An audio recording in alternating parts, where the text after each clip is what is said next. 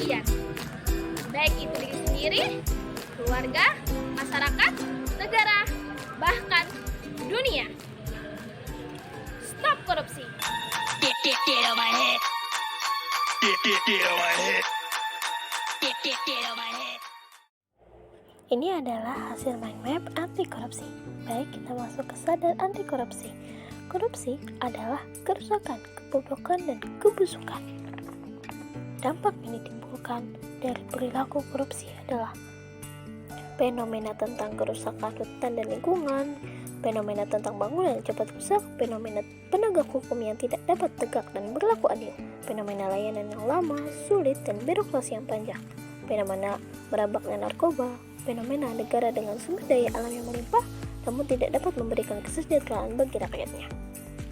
Kemudian masuk ke pengertian korupsi. Korupsi berasal dari bahasa Latin corruptio dan corruptus yang berarti kerusakan atau kebobrokan. Dalam bahasa Yunani, corruptio perbuatan yang tidak baik, buruk, curang, dapat disuap, tidak bermoral, menyimpang dari kesucian, melanggar norma-norma agama, material, mental, dan umum. Ada 7 pengertian dari korupsi. Ada korupsi transaktif, korupsi ekstraaktif, korupsi investif, korupsi nepotisme, korupsi autogenik, korupsi subvertif, korupsi defensif.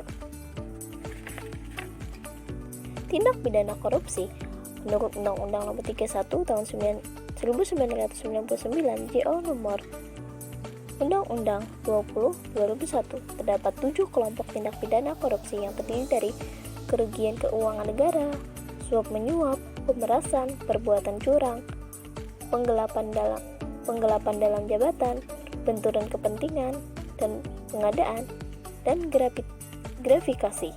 Semua jenis tersebut merupakan delik-delik yang diadopsi dari KUHP Pasal 1 Ayat 1 Sub C Undang-Undang Nomor 3/71. Dengan niat yang tulus, baik serta positif, semangat dan komitmen kita, Indonesia akan bebas dari korupsi. Kita masuk ke semakin jauh dari korupsi, tunas integritas. Sebagai faktor kunci perubahan dan pendekatan yang seutuhnya terkait manusia sebagai makhluk dengan aspek jasmani dan rohani, serta makhluk sosial yang harus berinteraksi dengan lingkungannya, maka pembangunan integritas perlu dimulai dari upaya membangun integritas individu yang selaras dengan integritas organisasi dan bangsa. Peran tunas integritas yang pertama menjadi masa depan kesuksesan organisasi. Yang kedua, membangun sistem integritas. Yang ketiga, mempengaruhi orang lain, khususnya mitra kerja untuk berintegrasi tinggi.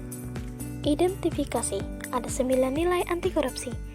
Yang pertama, jujur, peduli, mandiri, disiplin, tanggung jawab, kerja keras, sederhana, berani, dan adil. Kemudian ada penyelarasan nilai organisasi dan nilai anti korupsi. Kemudian ada penanaman nilai dan integritas. Ada kesediaan, identifikasi, internalisasi. Selanjutnya ada bangun sistem integritas. Ada reframing culture, sharing of integrity, dan sistem integritas organisasi.